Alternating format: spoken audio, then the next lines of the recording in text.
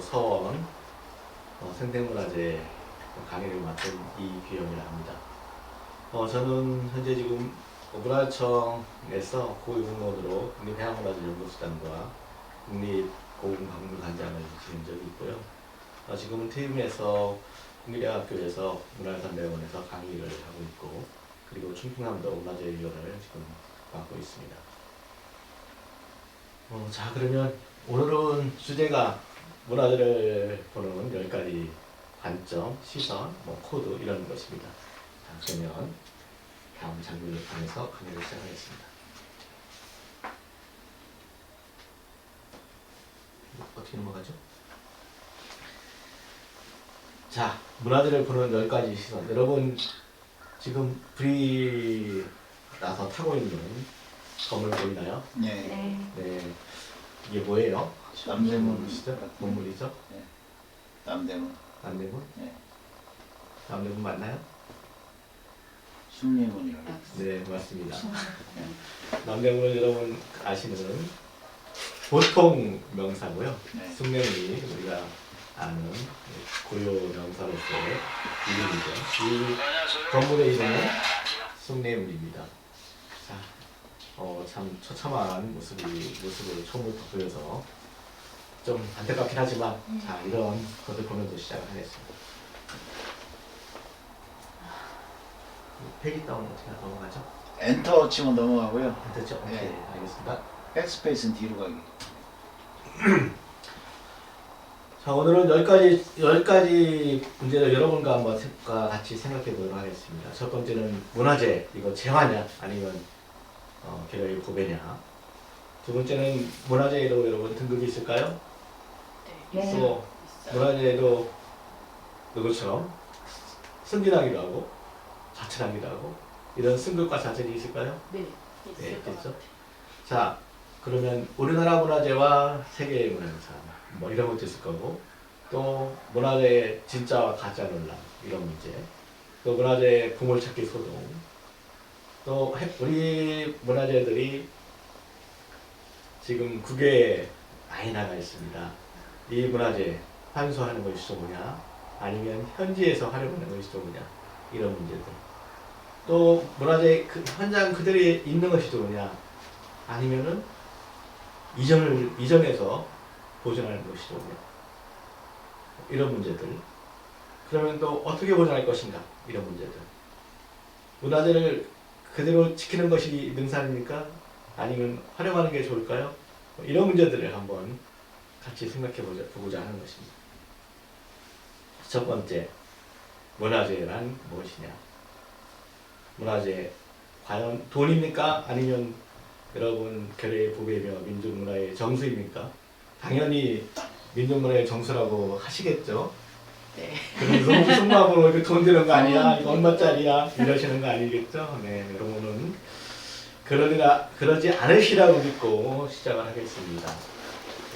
그렇게 마음을 가지셔도 어떻게 할 수는 없죠. 그리고 사실 이게 얼마짜리나 될까라고 궁금증을 갖게 되는 것도 사람의 마음이기 때문에 그건 어쩔 수 없는 것 같습니다.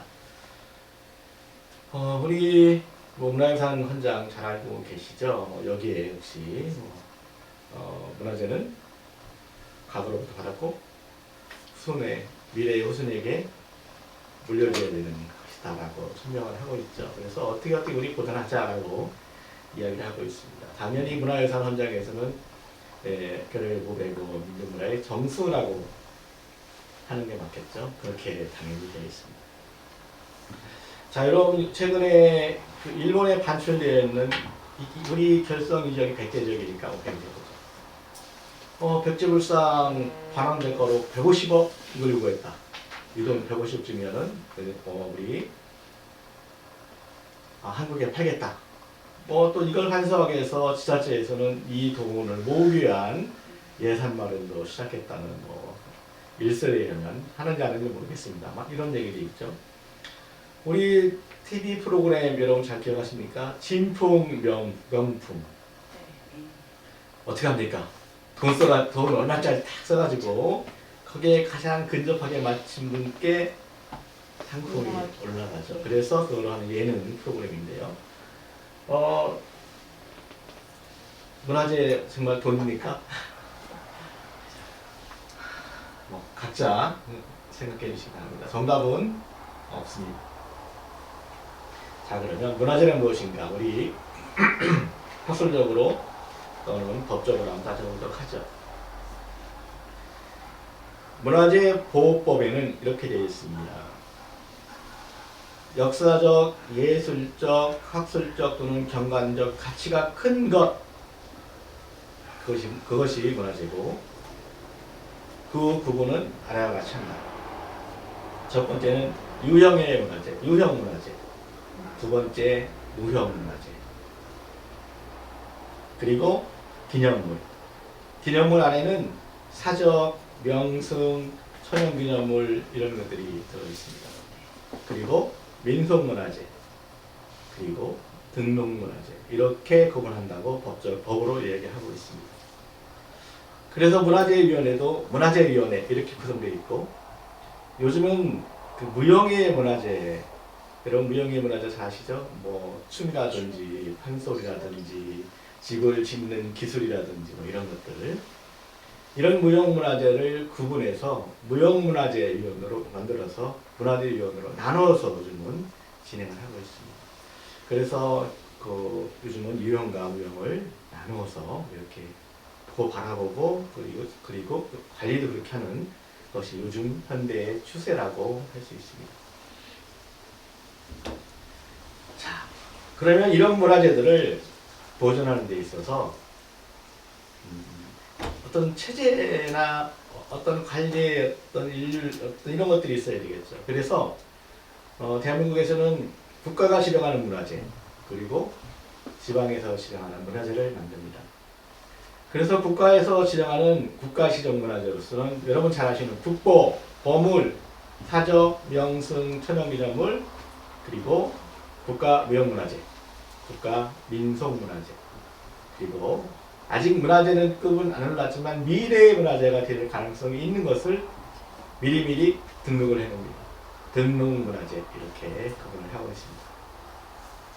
그러면 이보다 좀 못하지만 지방에서 그래도 보존을 해야 된다고 생각하는 것들이 있죠. 이런 것들을 이제 구나 아니면 관용단체들 이런 데서 시도 유형문화재, 시도 무형문화재, 예를 들어서 충청남도 유형문화재 이렇게 이제 또는 기념물, 그리고 민속문화재, 문화재 자료 이렇게 구분하고 있습니다. 또 이런 거 하면 이곳이 이제 우리 결성이죠. 결성은 홍주와 결성이 합쳐져서 홍성이 된 곳이죠. 자, 그런데 이제 홍성 군에서는 향토문화재라 해서 다시 이제 이걸 구분해서 하는 군 단위의 지자체 단위의 이런 문화재들도 있습니다. 그래서 이렇게 구분하는 것이 이제 지정 문화재입니다. 자, 우선 그러면 그 중에서 국보보물은 뒤에서 살펴보기로 하고 사적이라는 것을 먼저 살펴보죠. 여러분 홍성 가까이 있는 우리 결성향교, 여기 제가 와 있는 이곳, 이게 뭐예요? 대성장. 충청남도 기념물 이렇게 되어 있죠. 네. 도지정 문화재. 혹시 국보로 올라갔나요? 부모님 아직. 여러분이 학기 나름에 따라서 생산문화재 열심히 하고 가치를 부여하고 키워나가면 결성향교가 보물이 될 날도 올 거라고 생각합니다. 이거는 가치를 만들어가는 거예요. 자, 그리고 우리 잘 아는 홍주 읍성 조양문, 들어간 입구가 조양문이죠. 이것은 사정입니다. 여러분 잘 아시는 송살리, 요즘 송살리 고북문이라고 이름이 바뀌었어요. 참 백제 대릉원 이렇게 되어 있나요? 네. 모량문과 백제 대릉원 이렇게 되어 있는데, 이것들이 이제 사정입니다. 이런 사적들은 선사시대 또는 역사시대의 사회 문화 생활을 이해하는 데 중요한 정보를 가진 것들, 정치, 사회, 경제, 문화, 종교, 생활 등 각 분야에서 그 시대를 대표하거나 희소성과 상징성이 뛰어난 것, 뭐 이런 것들, 또는 국가의 역사적, 문화적으로 큰 영향을 미친 저명한 인물의 삶과 깊은 연관성이 있는 것들. 우리 한용원 선생님 생가지, 예를 들어서 김다진 장군의 생가지, 지금 지정되어 있는지 안 되어 있는지 잘 모르겠습니다만 지정은 안 되어 있는 것 같더라고요. 이런 것들도 사적으로 실행할 수 있는 여지가 있다는 것입니다. 자, 그래서 사적이란 이런 것이다. 역사적 현장, 역사적 장소 또는 인물과 관계된 것들 등등등 이런 것들을 사적이라 한다고 합니다. 자, 명승이란 무엇일까요? 여기 PPT에 나오는 노블 너무 멋지죠. 동양은 일출이 멋있겠죠. 그런데 여러분 서해안은 일몰이 정말 아름답습니다. 특히 서해안의 일몰은 갯벌과 바다까지 같이 포함되어 있는 곳이기 때문에 더더욱 아름다운 일몰을 볼 수가 있습니다. 요즘은 이런 일몰의 이런 광경도 어떤 명성으로도 지정하는 추세 그런 시대에 들어왔습니다. 물론 이 장면은 이 일몰을 지정한 것은 아닙니다. 여기는 안면도 꽃이 hel미 하람이 바위를 명승으로 지정한 곳이죠. 이건 홍성에서도 가까운 곳에 있죠.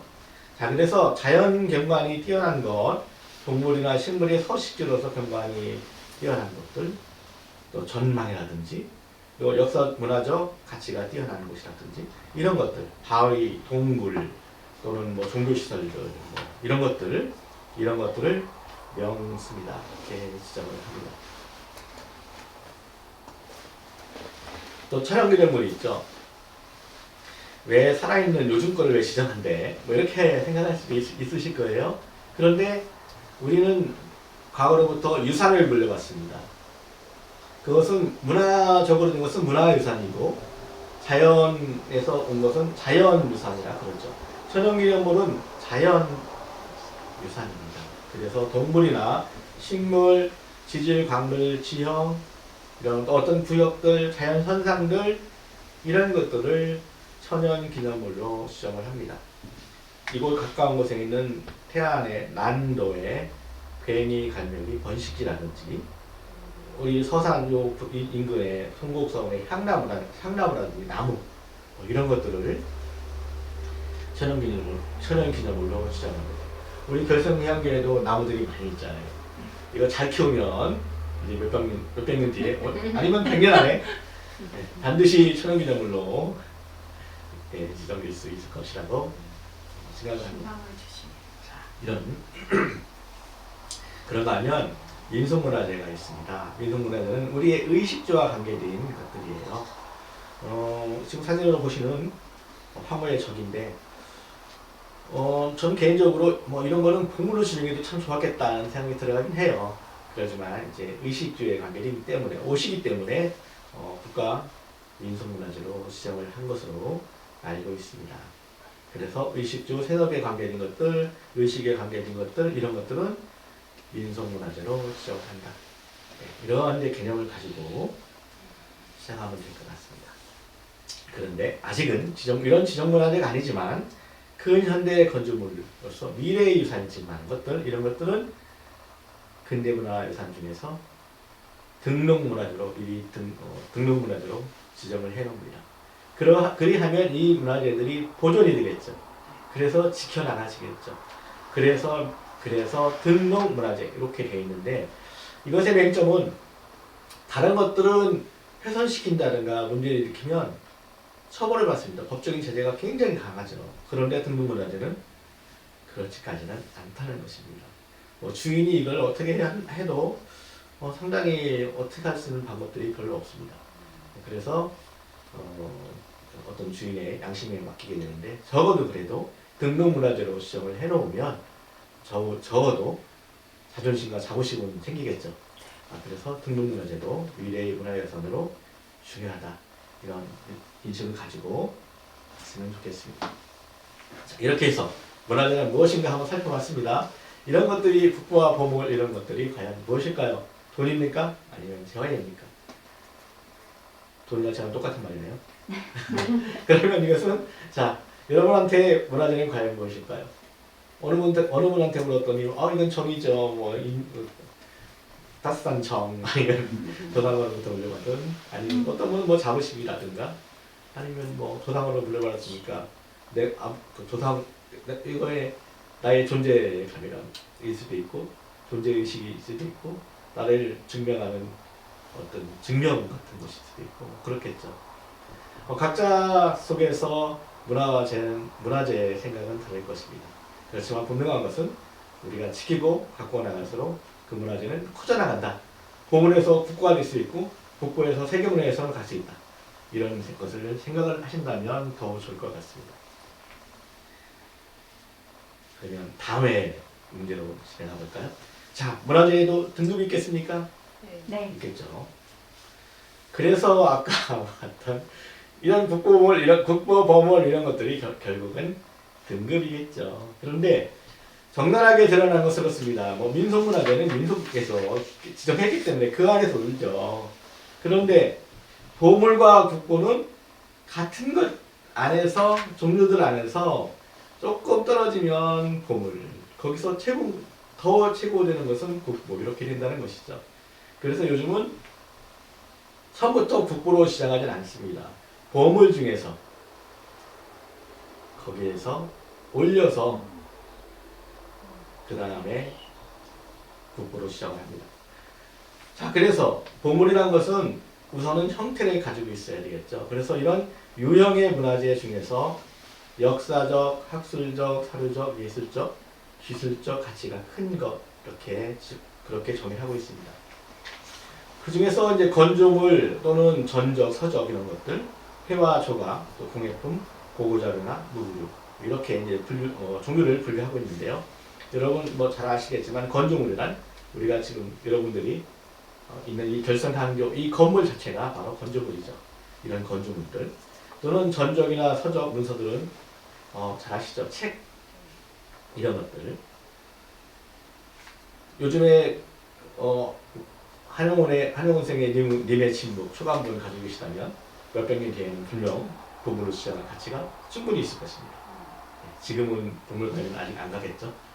그렇지만 그리고 회화나 조각들, 그림이나 어떤 불상 이런 것들, 또 공예품 여러분 잘 아시는 망만이라든지 이런 것들이 이제 공예품에 해당되죠. 고고 자료, 고고학의 인물들이죠.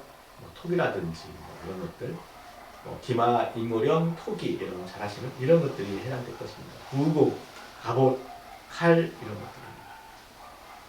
이런 것 중에서 보물을 지정합니다. 여기 사진 보이시죠? 신경리 마의 열의 입산. 아마 홍성에 계신 분들은 한 번쯤 다 가보셨을 거라고 생각을 합니다. 이것은 이제 보물로 지정되어 있고 예전에는 여기에 보물 번호가 있었죠. 근데 이것은 이제 관리 번호이기 때문에 지금은 이제 정부의 방침은 이제 번호는 공개하지 않겠다. 그냥 자체적으로 관리하는 번호로 쓰겠다. 그래서 국보 1호, 보물 1호 이런 것들이 이제는 없어진 것 같습니다. 그러나 번호는 남아 있습니다. 장부상에. 보물 이거 보십시오. 홍성 고상사의 대웅보전입니다. 여기 대웅전 표현인데 대웅보전이고요. 이것이 이제 우리 홍성 지역의 보물입니다. 그리고 홍성 오관리 단단지조 이런 것들이 이제 보물로 지정되는 것들이 있죠. 홍성 잠시 찾아봤더니 홍성에도 꽤 역시 역사가 있는 역사 문화가 있는 지역이라서 그런지 상당히 많은 중요한 문화재들이 곳곳에 있더라고요. 아주 유심히 봤습니다. 자, 국보는 어떤 것이냐? 보물에 해당되는 문화재 중에서 지정을 합니다. 그 중에서 역사적, 학술적, 예술적 가치가 크거나 또는 제작 연대가 오래되고 특히 그 시대의 대표성을 가지고 있거나 불상 많은 것 중에서 최고로 좋은 것이라든지 최고로 뛰어난 누군가가 만들었다든지 이런 대표성 그리고 제작 의장이나 제작 기술이 특히 우수해서 그 유래가 적거나 형태, 품질, 재재, 용도가 현저히 특이하거나 특히 저명한 인물과 관련이 깊거나 그가 제작한 것들 이런 것들을 보물 이런 것 중에서 보물로 지정하고 이런 것 중에서 이러한 지금 설명들은 이런 형격을 가진 것들을 국보로 습격을 시킵니다.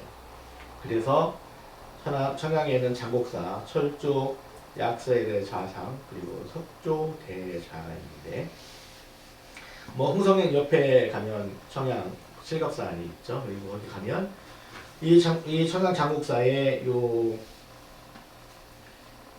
불상은 밑에 대자는 통일신라 시대 것입니다. 특히 요 귓꽃이 아주 위로 아주 화려하게 쫙 위로 솟아 올랐잖아요. 거의 한 뼘 정도. 이렇게 귓꽃이 이렇게 막 솟아 오르듯이 팍 치고 올라가는 이런 것들은 굉장히 드문 형태입니다. 보기만 해도 아주 멋지잖아요. 그런데 위에 있는 불상은 이 시대 게 아니에요. 고려 시대 겁니다. 고려 시대에 철로 만든 약사열의 자상이고요. 그리고 그 뒤에 있는 광배는 조선시대에 만들어졌습니다. 그렇지만 그 양식이나 이런 것들은 과거의 것을 그대로 따서 다시 재현해 놓은 것 같습니다. 그래서 요즘 만들어진 것이 아니라 그 조선시대에 만들어진 것들이죠. 그래서 이 장곡사의 이 석조 대자와 철불과 그리고 이 광배는 통일신라와 고려와 조선이 융합되어 있는 그러한 작품이라고 할 수 있습니다. 옆에 있는 논산 관촉사 석조미륵 보살입상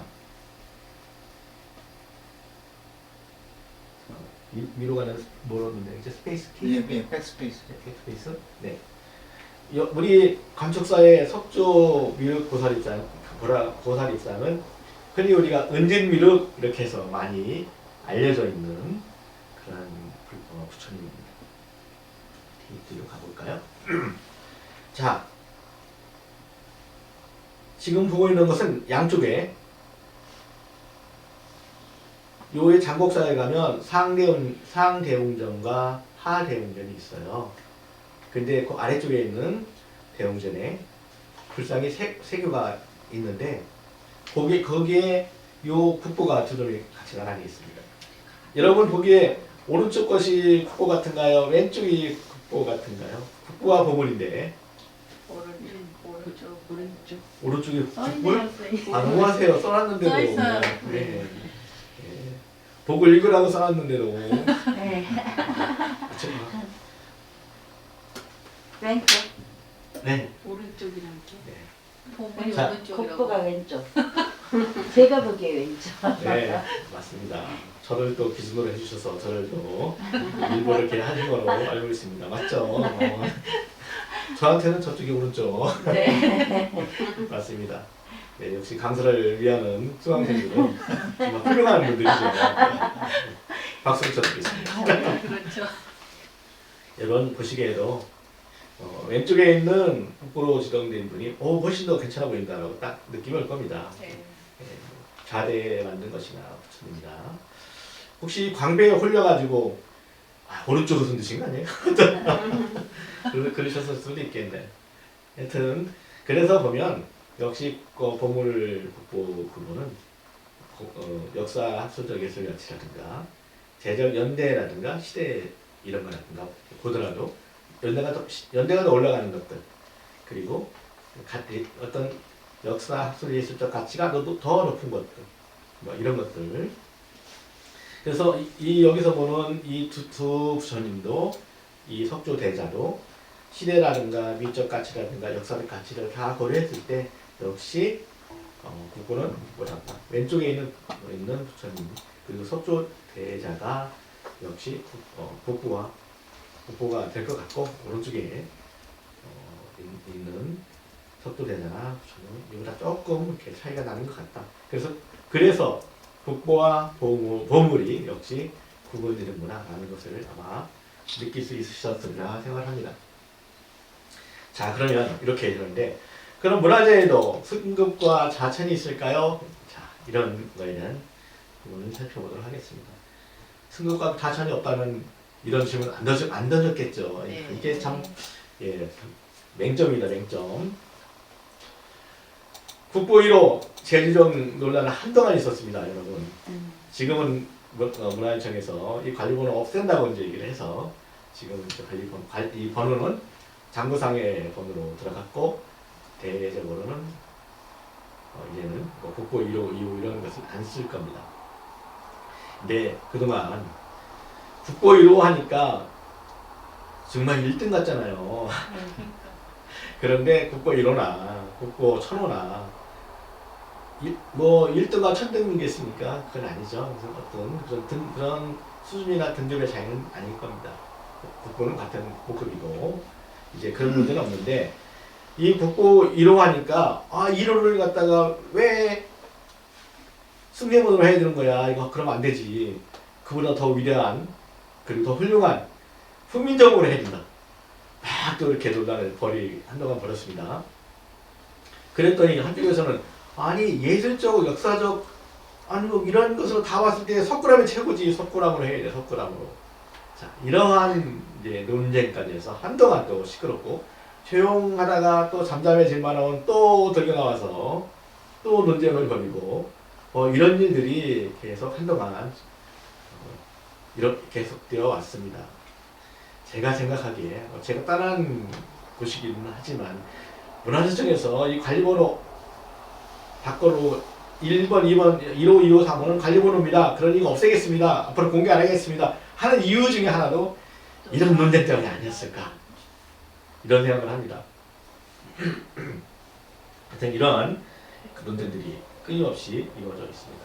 자, 그러면 보물에서 국보로 습격한다 그랬죠. 이 대표적인 것 중에 하나 우리 여기 가까운 곳에 있는 국보 그 당시에 323호로 지정된 거였는데요. 관쪽사 미륵보살 입상입니다. 이게 보물 218호였는데 이제 국보로 승격이 됐어요. 연도는 언제인지 정확히 기억이 안 납니다. 그런데 여기 보물일 때는요 이렇게 써 있습니다. 우리나라에서 제일 큰 불상으로 흔히 은진미륵이라고 불리며 당시 충청도에서 유행한 고려시대 지방아린 불상양식. 충청도에서 유행하던 고려시대의 지방화된 불상양식. 이래서 보물이었어요. 그런데 국보로 바뀌었습니다. 그랬더니 이렇게 다시 바뀌었습니다. 우리나라 최대의 석불로서 63년 1월 20일에 보물 218호로 지정 관리되어 오다가 국보로 바뀌었는데 고려시대의 신앙과 불교 조각사회에서 위상을 제표가 받았다. 그래가지고 격이 확 올라갔어요. 왜 이런 일이 일어났느냐? 이 관쪽사 석조 미륵보살 입상을 학자들이 계속 연구했을 거 아니에요. 그래서 밝혀낸 게 있습니다. 뭐냐? 고려 광종의 병으로 만들었다. 지방양식이 아니잖아요. 중앙에 그 당시에 고려는 황제를 칭했으니까 고려의 황제가 만들어 해서 그러면 만들라고만 했겠습니까? 돈도 보냈겠죠. 돈만 보냈겠습니까? 장인도 뛰어난 장인도 보냈겠죠. 그러면 이게 지방 양식인가요? 아니죠. 국가에 총력을 기울인 사업 중에 하나였고 그 당시에 국책 사업으로 이루어진 것이었고 그 중에 하나 또 고려의 그 당시의 미감과 고려의 의식과 그리고 시대의 정신이 들어가는 것이라는 거죠. 이런 것을 밝혀낸 겁니다. 학계들이. 그래서 그런 거면 당연히 국보로 올라갈 만하죠. 그래서 올라갔습니다. 여러분 결성향교도 어떻게 할 수 있다고요? 도포가 될 수 있다. 네, 네, 지방문화재에서 보물로 얼마나 좋을까. 네, 갈 수 있습니다. 자, 갈 수 있습니다. 그래서 국부에서 보물이 해결이면 어떻게 하느냐? 그 국보 몇 호 몇 호 하는 것들, 그럼 보물 몇 호 몇 호 하는 것 있잖아요. 네. 그러면 그것이 번호가 없어지면 어떻게 하느냐? 그냥 영국 결번호를 안 내놓습니다. 새로 시작하니까 거기 이제 메꿔가지고 그거 채워서 그 번호로 다른 걸 시작한다. 이런 것은 하지 않습니다. 지금도 관리번호를 하더라도 이런 일은 앞으로 없을 것입니다. 그래서 국부에서 보물로 떨어진 것들이 있습니다. 국부에서 완전 해달당해서 예를 들어서 군대에서 뭐 대장 이런 일군 대장이 잘못하고 벌받으면 1인경으로 강등돼서 제대하는 경우도 있잖아요. 뭐 이런 경우가 어쩌다가 있습니다. 그리고 강등되는 국보에서 보물로 강등되는 것들이 있습니다. 그러한 대표적인 사례 중에 하나가 귀함 별황자 총통이라는 것입니다. 이게 어떻게 된 거냐면 우리나라의 해군에서 거북선을 찾기 위해서 뭐 10년, 20년 그것 동안 UDT인가요? 네. SSD 요원이라고 하는 것 같아요. 이분들 그러니까 어떤 수중에서 조난구조대 뭐 이런 특수훈련을 받은 분들 이분들을 동원해가지고 바닷속을 막 뒤졌습니다. 근데 결과가 시원찮았어요. 거북선 쪼가리라도 찾고 싶은데 전혀 찾지는 못했습니다. 근데 여기에 있는 황대령이라는 분이 여기 아마 발굴단의 단장이었던 걸로 알고 있는데 이분이 거북선만 찾으면 이제 어떻게 됩니까? 별 다는 거는 당연히 가지 않겠어요, 별로. 그래서 인사동에 가서 이 총통 이걸 하나 사서 갖자. 그리고 여기다 이거 확실해야 되잖아요. 총통 나왔다고 해서 바닷속에서 나왔다고 해서 이게 뭐 거북선 거 아니잖아요. 그러면 증거가 뭔데? 그럼 여기다가 명물이 딱 써 있으면 정확하지 않습니까? 그래서 여기다 귀함, 뭐 별황자 총통, 말령면은 이렇게 해가지고 딱 써서 딱 새겼습니다. 그리고 딱 가지고 나갔어요. 그리고 바닷속에다 딱 빠뜨렸습니다. 그리고 나서 발굴을 해요. 건졌습니다. 우리나라 얼마나 대단한 나라입니까? 국민성, 야, 막 드디어 거북선 별황자 총통 찾았대. 야, 이거. 이 귀한 걸 빨리 이거 지정해야 돼. 그래서 보물도 안 거치고 곧바로 국보 지정. 발견한 지 며칠 만에 국보 지정했다고 합니다. 그렇게 나오면은 그냥 무작정 그렇게 해요? 그래도 어느 정도 검증 같은 건 해야 되지 않나? 이 발굴에서 나왔기 때문에 가짜라고 생각을 할 수가 없어요. 어떻게 발굴한 것을 가짜라고 생각하겠습니까? 그건 있을 수가 없는 일입니다. 여러분 어머니 뱃속에서 나왔으면 네? 그 어머니 아들 자식이지. 너무나 명확한 증거가 있는데 어디서 주워온 것도 아니고. 어떻게 그런 생각을 했을까요? 네, 동선을 이렇게 추적하다 보면은 그게 금방 나오지 않겠어요? 그래가지고 네. 무엇인가 홀린 듯이 정말 그러니까. 그대로 그냥 지정을 해버렸습니다. 나온 지 얼마 되지도 않아서 제가 듣기로 한 며칠 만에 지정했다고 합니다. 마침 또 그때가 또 왜 문화재위원회가 그때 또 열렸나 모르겠어요. 그런데 이게 몇 년 지난 다음에 위원장께 뽀록이 났습니다. 그 이유는 이게 진중가을 쪽에서 이 문화재 이 사범들 이것을 잡아서 이제 수사를 하는데 너 그리고 잡아다가 너 그렇게 하지 않습니까? 너 이거 지진 거 말고 너 딴 거 있는 거 빨리 풀어. 너 이번만 한 건 아니지? 딴 거 또 있지? 이러니까 이 잡혀온 그 범인이 아 글쎄요 그건 제가 한 게 아닌데 이거 혹시 아시나 모르겠어요. 그래서 있잖아요. 그래서 이렇게 부른 거예요. 그래가지고 이게 뭐야? 하고서 수사가 들어갔습니다. 그랬더니 다 뽑는 겁니다. 그래서 이거 갖다가 분석하고 난리 해보니까 이거 아니네. 그리고 명문 보니까 그 당시에 거북선을 귀함이라고 쓴 사례가 하나도 없네. 사기당했다. 네. 이래서 뽑난. 그래서 어떻게 됩니까? 국보였는데 빨리 어떡하죠? 해제. 이래진 사건이고요. 이렇게 됐습니다. 그리고 자 또 하나는 태종 11년에 있던 이형원 공신노건이 있습니다. 그리고 여기 함까지 같이 있어서 부함이라는 것은 이거 공신노건과 그리고 부 곁들여서 함까지 지정했다 이렇게 있는데 이걸 지정할 때는 정말 귀했어요. 근데 그 이후에 이와 유사한 것들이 많이 발견됐습니다. 그러다 보니까 이보다 못한 것들은 다 보물이고 이보다 훨씬 좋은 그리고 괜찮은 시대로 올라가고 괜찮은 것들도 오히려 보물로 지정되어 있어요. 그러면 이걸 어떻게 하겠습니까? 이거 보니까 이거 너무 격이 올려놨어. 그러니까 이게 초창기에 지정한 거니까 지금 보니까 이게 너무 많다. 그래서 이게 아까 그랬잖아. 해소하거나 뭐 역사의 가치가 있거나 이런 데에서 조금 여기 좀 떨어진다. 그래서 그러면 등급을 내리자. 그래서 국보에서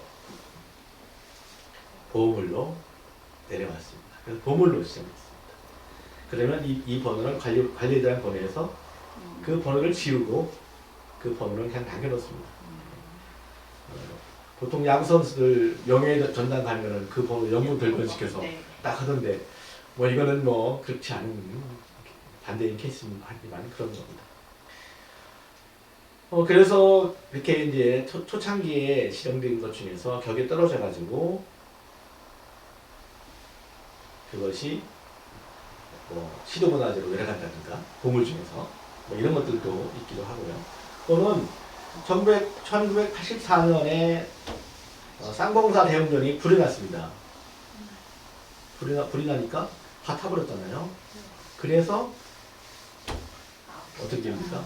없잖아요. 당연히 보물에서 해제되었습니다. 그럼에도 불구하고 왜 그럼 숭례문은 그 당시 국보 1호 왜 그냥 됐어요? 라는 질문이 당연히 나오겠죠.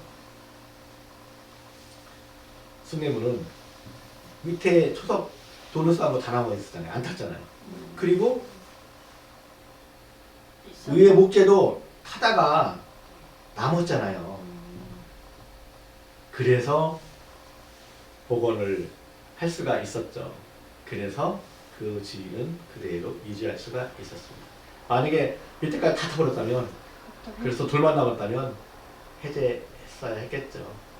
아마 그랬다면 그 자리에서 통곡하고 울고 했던 분들 엄청 많았었는데 그러잖아도 그 자리에서 아마 할복하겠다고 하신 분들 나타났을 정도로 너무 안타깝고 가슴 아픈 일들이었죠. 하여튼 그런 경우입니다. 그리고 이거 또 하나. 이건 저희 문화유청 출신으로서 이거는 별로 하고 싶지 않지만 어떤 분이 자료를 올려놨어요. 그러니까 이제 어쩔 수 없이 제가 말씀드리는데 청자, 상감, 모란문, 표영병. 여기서 이제 여러분 이름을 짓는 순서가 있습니다. 앞에는 청자, 아까 불쌍할 때로 철조 이렇게 했잖아요. 재질이 뭐냐? 청자냐, 백자냐. 그리고 뭐냐? 그러면 제작 기법이 뭐냐? 그러면 상감한 거다. 그러니까 상감. 그 다음에 문양은 뭐지? 이런 거. 그럼 모란문. 그 다음에 병이냐, 항아리냐 이런 거예요. 이거는 표형병입니다. 호리병. 호리병입니다. 표형병. 그런데 이게 1963년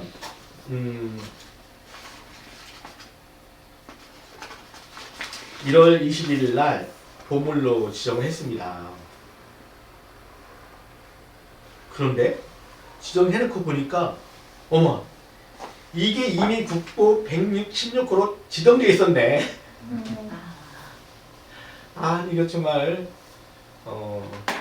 창피한 일이죠. 아, 예, 우리 너무 많아서 그렇지. 이게 63년도 일이니까 뭐 벌써 몇 년 지났습니까? 벌써 50년, 60년 됐나? 벌써 한 60년 된 일이니까요. 뭐 그때 그럴 수도 있었겠죠. 자, 그렇게 이해를 하고 넘어가야 될 것 같습니다. 그래서 그날부로 당장 지정 해제 이렇게 되는 일이 이런 경우도 있습니다. 뭐 이런저런 것들이 있죠. 여러분 잘 아는 낙산사 동중 불타서 문화재 다 녹아내려가지고 이것이 이제 그 가치를 다 상실해서 보물에서 해제된 것들 뭐 이런 것들도 있고 또 이건 금고 지금 보물 864호로 지정된 것들은 선조 때 만들어진 걸로 알려졌는데 나중에 보니까 어머 이거 가짜네. 연구해 보니까 이게 가짜. 이래가지고 이제 가짜로 판명나가지고 지정해서 이렇게 해제된 것들. 어떤 거는 이건 가짜는 아닌데 보니까 원본이 있는데 거기서 이모해서 이걸 국제본을 만드는 거였습니다. 그러니까 시대가 현대에 누군가 가짜를 만든 것이 아니라 여기 남은 유서 분재기 뭐 이런 것들은 이거는 조선시대의 어느 시점에 그 당대에 만들어진 원본이 있고 조선시대 그 당대 어느 시점에 다시 이걸 갖다가 다시 기록을 해놓은 문서이기 때문에 이거는 후대의 모사본이다. 그래서 이거는 요즘 만든 가짜는 아니지만 이거는 그래서 공부해서 하지 않다. 이런 이유로 이제 어떤 경우는 보물에서 국보로 올라가기도 하고 다시 국보에서 보물로 내려가기도 하고 보물에서 해제되거나 더 내려가서 지방문화재로 한 등급이 내려가기도 하고 그래서 보물에도 승급이 있고 자천이 있다. 네. 이런 말씀을 드리고 가겠습니다. 그래서 숭례문의 경우에는 좀 전에 말씀드렸죠. 국보를 유지했다. 이런 것들은 아까 왜 유지했느냐? 네. 형태가 남아있었기 때문에 수리 복원이 가능했기 때문에 그리고 거기에 돌로 된 부분까지가 다 포함하는 것이 바로 이 숭례문을 전체였기 때문에 그래서 국보의 지위를 유지할 수 있었다. 이런 말씀을 드리고 싶습니다. 자, 그러면 여러분 우리나라 문화재 예전에는 세계문화재 이런 거는 없었잖아요. 근데 어느 때인가부터인가 유네스코라는 유엔 산하의 기구인데 그 안에 유엔 여기서 문화 쪽을 관장하는 곳이 유네스코입니다. 그래서 유네스코에 등재하는 작업들을 진행했는데 이것이 바로 이제 세계문화유산이라는 제도입니다. 이렇게 세계문화유산이 되면은 어떻게 될까요? 그거는 우리나라에서만 인정하는 것이 아니라 전 세계에서 인정하는 거예요. 문화 그 가치를. 만약에 결성의 함유가 세계문화유산이다. 그러면 오늘 여기 우리가 앉아있기가 힘들 겁니다. 워낙 많은 분들이 올 가능성이 있어서. 자, 그런 것이 이제 세계 유네스코의 등재유산입니다. 그걸 종류는 세계유산, 그리고 세계기록유산, 인류 무형유산 이렇게 세 가지 종류가 있습니다. 먼저 그것부터 얘기하죠. 기록유산은 말 그대로 문자로 기록되어 있는 기록유산. 그리고 그것을 제외한 유형의 문화재들 이런 것들이 이제 명승, 사적 다 포함해서 이런 것들이 세계유산이라는 것이고요. 무형유산은 말 그대로 무형의 유산입니다. 좀 더 살펴보도록 하겠습니다. 세계유산은 문화유산, 자연유산, 그리고 복합유산이라고 하는데 종류에 따라서 분류하면 이렇습니다. 그런데 복합유산이라는 것은 문화유산 플러스 자연유산이 곁들여진 것. 이 아름다운 경치 안에 그 안에 어떤 유적지가 들어갔다. 그러면 전체를 포함시켜서 지정을 합니다. 그 안에 있는 유형의 그 유산만 지정하는 것이 아니라, 그러면 이것이 복합 유산이 됩니다. 어떤 종류별로는 그렇게 구분을 합니다. 그래서 우리나라에서 세계 유산으로 지정된 것은 석굴암 불국사, 그리고 해인사의 장경판천, 전각이라는 의미입니다. 창덕궁이라든지, 그리고 여기 그 백제 역사 유적지구, 공주, 부여, 익산 이곳의 백제 유적지구, 그리고 무령왕릉이 포함되어 있는 백제 유적지구겠죠. 그리고 조선왕릉, 그리고 산사와 그리고 산지승원, 그리고 한국의 서원, 이런 것들이 한국의 세계유산으로 지정되어 있는 것들입니다. 그 중에서 조선왕릉을 볼까요? 조선왕릉은 18개 시에 총 40기가 지정이 되어 있습니다. 이것은 뛰어난 자연의 경관뿐만 아니라 왕실의 권위를 보여주는 것이죠.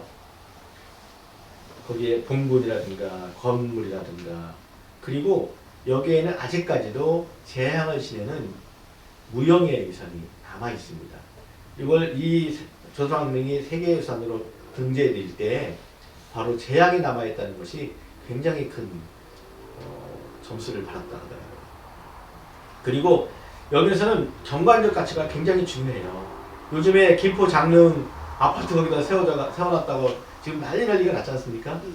그래서 이런 것이 문제가 되면 이게 조선왕릉이 세계유산에서 해제될 수 있다, 뭐 이런 얘기까지 나오는, 뭐 거기까지는 안 갈 거라고 생각하지만은 하여튼 이런 경관적 가치까지 포함하는 것이 바로 이 지정의 요소 중에 하나입니다.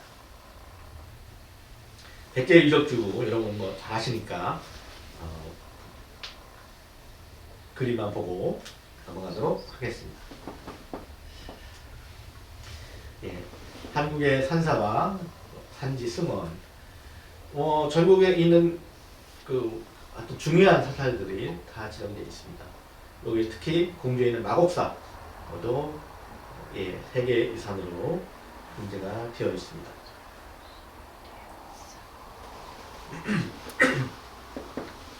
다음에 인류 무형문화유산, 이걸 한번 살펴볼까요? 말 그대로 무형문화유산인데요. 지금 종묘제례학과 종묘제례, 이것이